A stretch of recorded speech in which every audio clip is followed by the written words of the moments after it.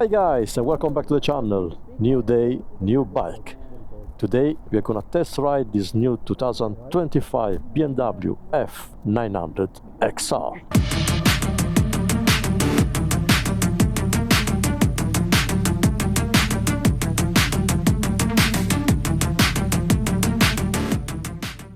Before we start, big thank you to BMW Motorrad Dublin for letting me test ride this bike.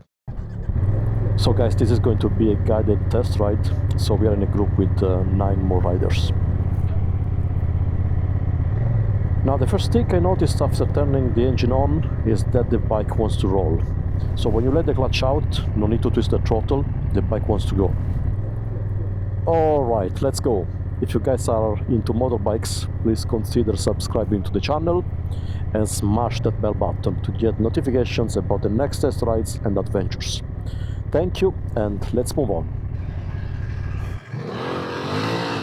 Alright, there we are. Oh. I'm not sure if we... Oh my god, the gearbox is so tough to engage! Let's see. Of course they are all new bikes, but they will have to be serviced tomorrow, so I suppose they have already 1000 kilometers on the clock. Here, these are the other guys waiting for us. Okay, let's see if it's easy to find the neutral. No, it's not easy to find the neutral either. Alright. Okay, first impression, you need to really get used to this clutch because it really wants to go. No need to give gas when you take off. The brake pedal is not the best. And gearbox, Jesus. Still tough. By the way, let me see. Yeah, there is a quick shifter, so we're gonna try the quick shifter. I don't know if you're going left here or not. Are we? Yes, we are. It's easy to stall this bike. It's so easy to stall. When I complain about the MT-09, I think it's basically nothing compared to this one. Very, very easy to stall because the bike wants to go so quickly. Come on. Oh my God. Jesus, engage the second is like a challenge. Come on, man, come on, go. Let's see, some acceleration. Oh yeah. Now this guy is in road.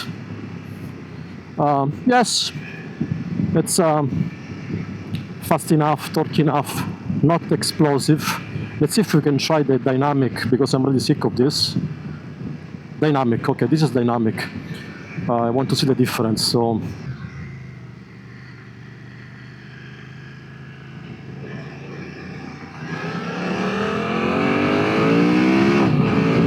Okay, this is a different story. yeah, there is a lot of juice there. Good torque, good acceleration. Quick shifter, I think it works even a bit better when you are up to speed. Okay, let's go, 1, 2, 3. yeah. All right. The brake pedal, it's a bit too far from the peg. It doesn't feel, normal. And I've just ridden a few motorbikes now, so this feels very different. So something you must really get used to. It feels, nimble enough. Front brake, very good. Yeah, these are Brembo brakes, by the way. Transmission in manual mode, no. Quick shifter a bit better. Okay, let's downshift with the quick shifter. Now we can try an acceleration. 1, 2, 3, go. Yeah. Very punchy. Very torquey. So we are basically going freaking 50, 60. This is not a test ride. This is a Via Crucis. Anyway, so handling is nice. Yes, I can feel the bike. The bike is very nice. It handles beautifully. I think the guys behind me, they didn't catch up. Anyway, it's basically impossible to find the neutral here.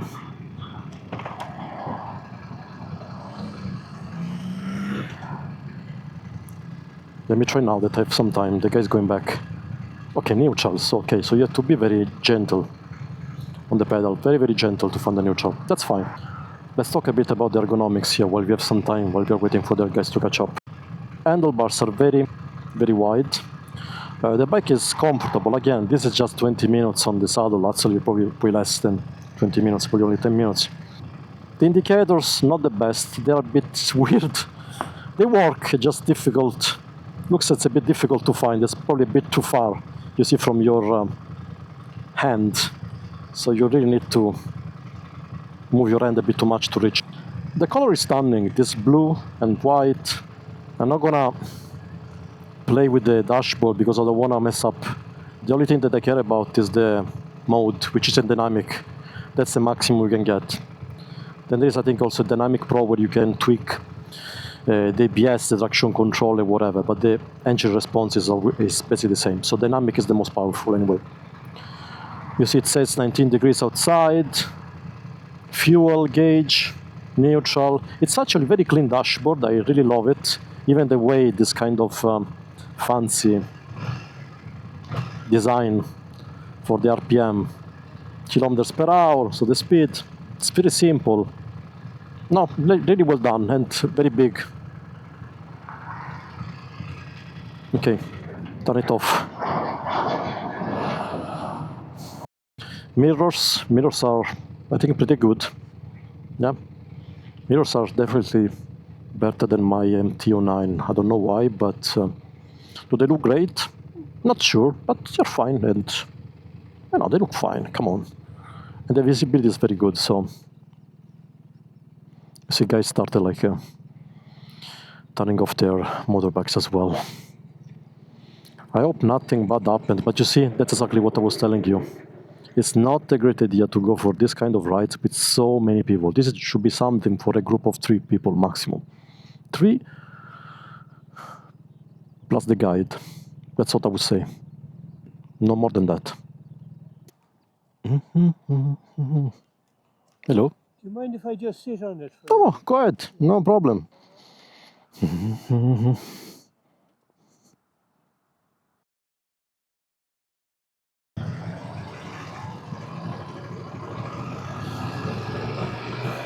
Good, that guy just ahead of me. Might go from first to second. But you know what? This gives me a chance to try to overtake this guy. So to test the power.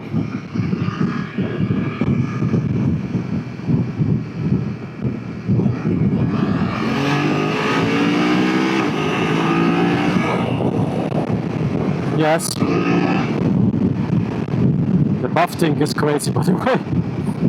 I think the thing is in the highest position, right? So buffing wise, no. Absolutely no. You know, I'm very strict about windshields. If you put it, it must work. If it doesn't, just forget about that. This way it's even worse. So you have to select this.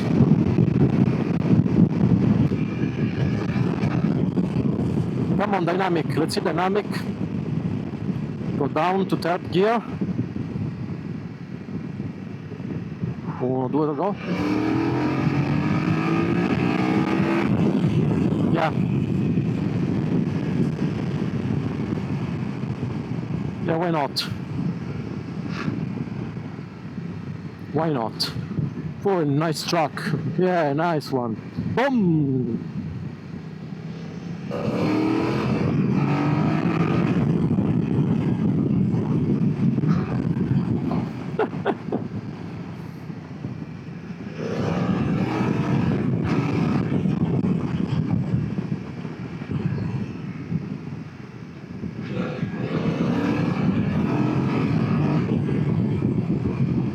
That's it. That's the end of it. Yeah, this kind of test rides, they give you a feel for the bike, but you can't really say too much about it because you can't really test too much. It's better than nothing, but it's not a comprehensive test. Guys, the engine is kind of addictive, I have to say. I like it. I like the character. I like the push. It's a twin cylinder, but guys, it's really engaging. The suspensions, we didn't talk about the suspension.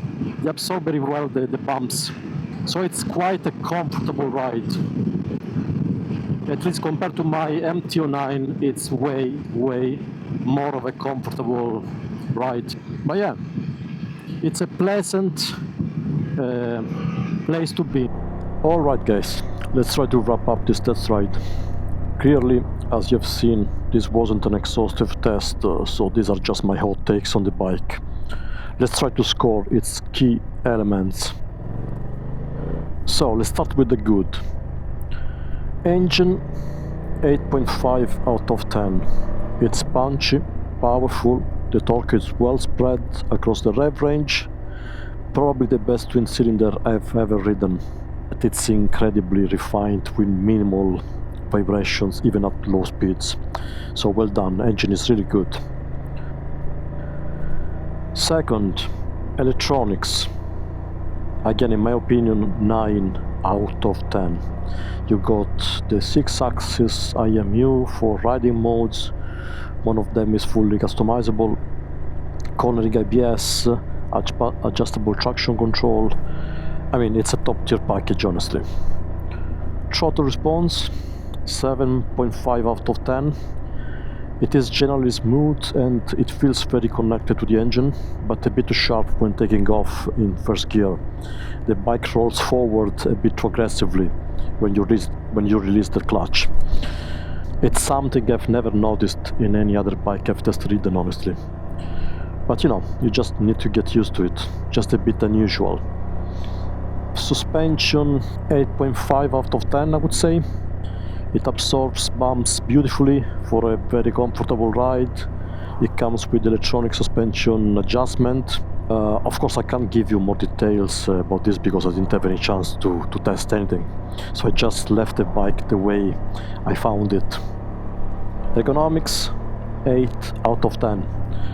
The seat is comfortable, it's tall enough in the standard trim.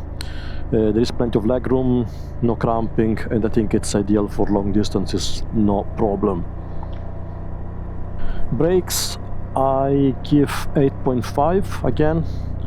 I think they have a strong bite, both front and rear, and the features Brembo 4-piston calipers up front, 2 piston calipers at the back. Yeah, I think they work pretty well. Then we have the dashboard, 8 out of 10. It's simple, it's large, it's well designed, it looks great too. Handling, I'll give it 8 out of 10. The bike is nimble and it feels light while riding it. The design, 9 out of 10. I think this bike really looks fantastic.